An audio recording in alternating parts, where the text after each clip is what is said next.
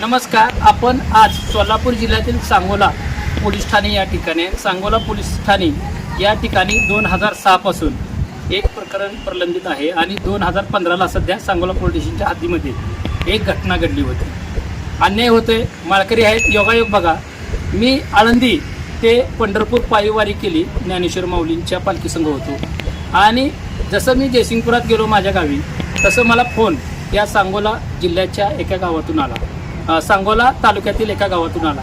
असे माळकरी आजोबा आहेत, त्यांच्यावर अन्याय झाला आहे. त्यांची जागा जवळजवळ 7-8 एकर जमीन हडप करायचा डाव एक व्यक्ती घेत आहे आणि ती काय म्हणलं, एक दिवस वेळ काढून येऊन तो योग आज आला आहे. या ठिकाणी त्यांनी निवेदन दिलेलं आहे. निवेदनात स्पष्ट म्हणलं आहे, तो व्यक्ती एकदम भयानक यांना हॅरेसमेंट करतो आणि मानसिक त्रास देतो. त्या व्यक्तीसंग जर कोण मदतीला दुसरा किरायत माणूस किंवा पै पाहुणा नातेवाईकाचा युवक तरुण उभा राहिला तर स्वतःची फॅमिली उभा करतो आणि विनयभंगची तक्रार याच माझ्या मागा बाजूला असलेल्या पोलीस स्टेशनला देतो. अशी घटना घडलेली आहे. म्हणून मी हे सगळं बोलतोय आणि कागद माझ्या हातात आहे. ही कागद आहे, पोच आहे. मी काय खोटं बोलत नाही. कधीही कुणीही म्हणावं मला कागद द्या, मी ती कागद तुम्हाला पाठवून देतो आणि चेक करा. ज्यांच्या संग ही घटना घडली, ज्यांच्यावर अन्याय झाला, ते आज आजोबा आपल्याबरोबर आहेत. आपण त्यांच्याशी बोलूया. सगळ्यात पहिला तुमचं नाव सांगा. दादा अप्पा गवण. बरं, काय तुम्हाला कोण व्यक्ती आहे तो हॅरेसमेंट करतोय, मानसिक त्रास? हनुमान शंकर नरळे. हां, काय म्हणून त्रास करतो तुम्हाला? ते त्रास काय करतो माहीत आहे, सरकार जमीन थोडी रेटत माझ्या 8 एकर जमीन रेटली आहे. हां, आणि त्यातनं आता मला म्हणतो तो उचलून जा, तिथे राहायला नाही. पण त्यानं नावावर केला काय तुम्ही? त्यानं ते लोक सगळे करून नावावर. हां, हे काय विषय तुम्ही तक्रार केली इथं याच्यात पोलीस? तक्रार केली, पण तक्रार आमची घेतलेली नाही. हां, त्यावेळेस. बरं, आता तुम्हाला 2006चं प्रकरण आहे. आता तुम्हाला आणखी त्रास करतो का किंवा आता रोग त्रास काय केला करतो, त्रास? उठून जा म्हणतोय होय. रानात. मग गावचे सरपंच पण झोपल्यात काय तुमच्या? अहो सगळी येऊन ऐकत नाही ते आमचं. कुणाचंच ऐकत नाही? ऐकत पोलीस नाही. पाटील वगैरे कोण पोलीस पाटील येऊन गेलाय, सगळी येऊन हां, ऐकत नाही. होय. हां, बरं बरं. मग या तुमच्या मिसेस आहेत. तुमचं नाव काय? मंगल दादा गौंड. खरं तर यांचा एक विषय असा आहे, ह्यांच्याच मिसेस आहेत, हे मामा माळकरी आहेत. त्यांना नागिन झालती होती. नागिन किती घातक आहे ही सगळ्याला आम्हाला सगळ्याला माहीत आहे. त्यांना अक्षरशः बिल भरायला पैसे नाहीत. त्यांच्या जवळच्या एका नातलगानं दवाखान्यात घेऊन ॲडमिट केलं नसतं तर आज ह्या आपल्याबरोबर इथं दिसल्या नसत्या.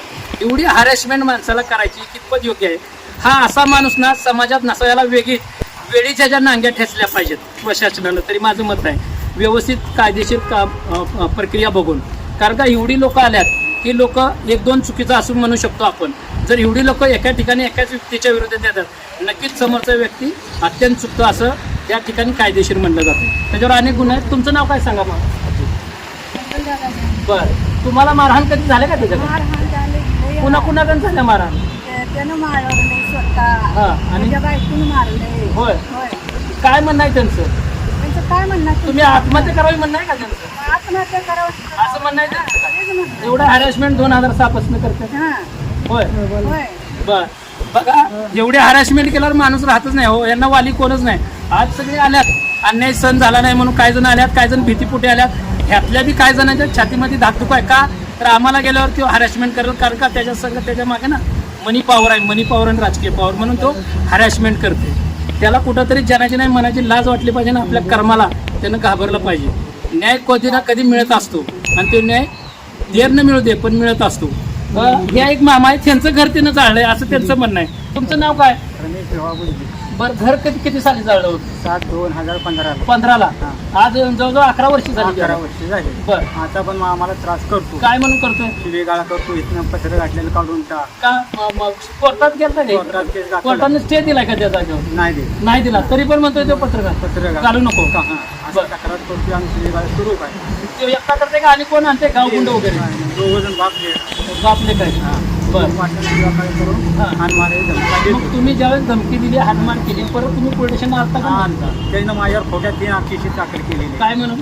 तो असा हाणमार करतोय, मला शिवेगाळ करतोय, माझ्या विरोध होय. अशा केसी केले. हां. तो पत्रकार घालायला लागलाय, हां. तो आमच्या जमिनीत अशा धमक्या द्यायला लागला. तुमचंच घर पत्रकार तुम्ही खोटी तक्रार खोट्या तक्रार दिली.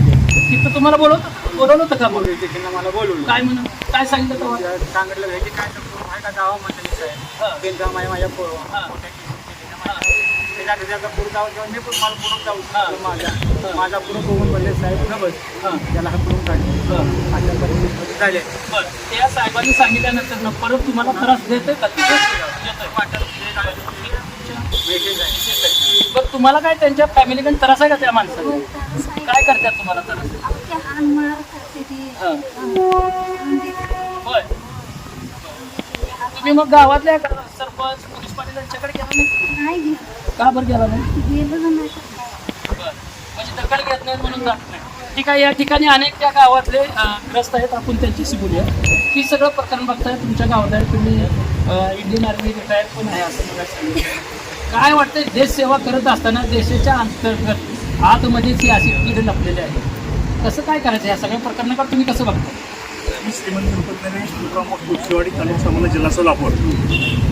मला असं वाटतं की हनुमंत शंकर नरळे खूप भविष्यवाणी व्यक्ती आहे आणि त्यांच्या विरोधात भरपूर तक्रारी आहेत. तर शासनानं यांचा ताबडतोब बंदोबस्त करून त्या ग्रामस्थांना याच्यापासून शांतता द्यावं ही माझी नम्र विनंती आहे. त्यासाठी जास्तीत जास्त काळजी घेऊन लवकरात लवकर ह्याच्यावर विरुद्ध ॲक्शन करावं अशी माझी नम्र निवेदन आहे. ते वयस्कर आहेत, आजोबा आहेत, माळकरी आहेत, त्यांनाही मारहाण झाली. त्याच्या विशेषतः त्यांची जागा रान 8 एकर असून सध्या त्यांना पिकवता येत नाही आणि शेवट त्यांना दवाखान्यात गेल्यावर बिल भरता येत नाही. याबद्दल तुम्ही गावचे ग्रामस्थ म्हणून काय सांगता? मी गावचा ग्रामस्थ म्हणून सांगू इच्छितो की अशा अन्याय करणाऱ्या माणसाला समाजाने एकजूट होऊन शासनाने ह्याच्यावर या माणसावर ताबडतोब ॲक्शन घ्यायला हवी आहे आणि ह्या माणसाला इथून बेदखल केलं पाहिजे अशी माझी नम्र निवेदन आहे, विनंती आहे.